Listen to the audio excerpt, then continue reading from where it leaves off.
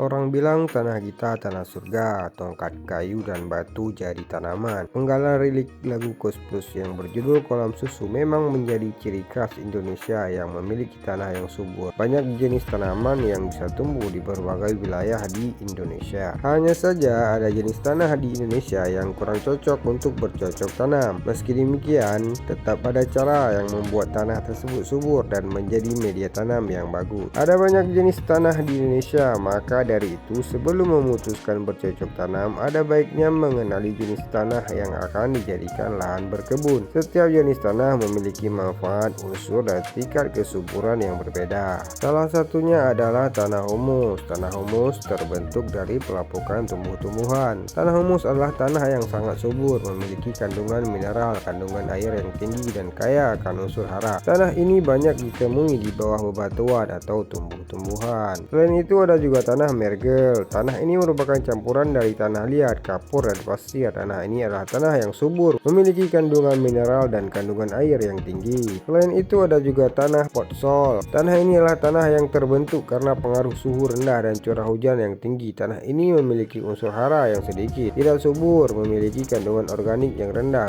bertekstur pasir hingga lempung, berwarna kuning hingga kuning keabuan. Selain itu ada juga tanah yang tidak subur lainnya seperti tanah lateri. Tanah ini bukanlah jenis tanah yang subur karena berasal dari hasil pencucian karena suhu rendah dengan curah hujan yang tinggi. Tanah ini juga tidak subur karena memiliki banyak kandungan sisa oksidasi besi dan aluminium. Oleh karena itu, kita harus benar-benar mengerti dan paham tentang tanah sebelum kita bercocok tanam. Berikut kami paparkan beberapa ciri-ciri tanah yang subur untuk bercocok tanam. Untuk bercocok tanam, tentu kita membutuhkan tanah yang memiliki tingkat kesuburan tinggi agar tanaman dapat tumbuh baik dan sehat. Namun, bagaimana ciri-ciri tanah yang dapat dikatakan subur? Tanah yang subur pertama adalah harus memiliki kandungan humus yang tebal. Ketersediaan humus sangat penting untuk proses fotosintesis. Ini juga dapat menjadi tanda bagaimana baiknya atau tidaknya drainase di sekeliling lahan. Selanjutnya adalah tanah harus memiliki pH yang normal. pH yang baik untuk tanaman berada pada kisaran 6,5 sampai dengan 7,5.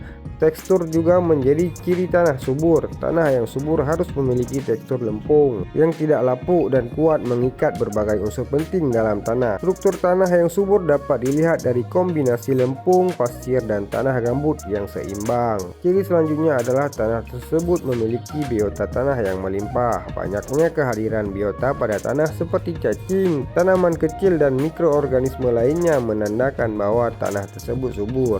Tanah subur juga dicirikan dengan banyaknya ditumbuhi oleh tanaman. Semakin banyak vegetasi tumbuhan yang berada pada tanah tersebut, berarti tanah tersebut sangat memiliki tingkat kesuburan yang tinggi. Bagaimana cara menyuburkan tanah? Setelah mengetahui ciri-ciri tanah yang subur untuk bercocok tanam, pertanyaan selanjutnya tentulah bagaimana cara agar kita bisa membuat tanah menjadi subur. Tapi tenang saja, Anda dapat menyuburkan tanah dengan beberapa metode di bawah ini. Metode biologis. Anda dapat menyuburkan tanah dengan menggunakan metode biologis seperti tambah materi dan pupuk organik pada tanah. Penambahan materi organik ini bermanfaat untuk mengaktifkan mikroorganisme tanah untuk mendegradasi materi organik itu sendiri. Selanjutnya, lengkapi dengan materi hewani seperti darah, tulang, dan bulu hewan yang memiliki kandungan nitrogen yang cukup baik sebagai pupuk organik. Gunakan serabut dan abu gergaji. Cara ini sangat efisien untuk menambah kandungan nitrogen pada tanah. Pemanfaatan lamun atau sejenis rumput laut untuk membantu melepas mineral pada tanah, meningkatkan pertumbuhan tanaman, dan mencegah gangguan dan penyakit pada tanaman. Ini dikarenakan lamun memiliki kadar kalium yang penting untuk tanah. Langkah selanjutnya, cobalah untuk menggunakan materi ikan, karena ikan memiliki kandungan nutrisi yang dapat membuat tanah subur.